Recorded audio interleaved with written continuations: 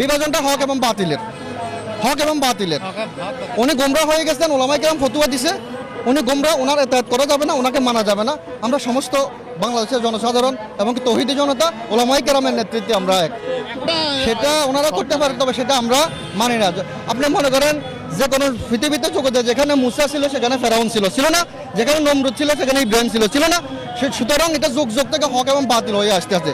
সুতরাং আমরা বাতিলে কি করতেছে না করছে সে ব্যাপারে আমাদের কোনো মাথা ব্যথা নেই। আমাদের কাছে কোনো বিরোধ ছিল না। আমরা যে 4 দিন ভিতরে ছিলাম, বিরোধের কিছু আলোচনাও নাই, বিরোধের কিছু মনেও হয় নাই। আমরা আমাদের মতো খুব আনন্দের সময় কাটাইছি।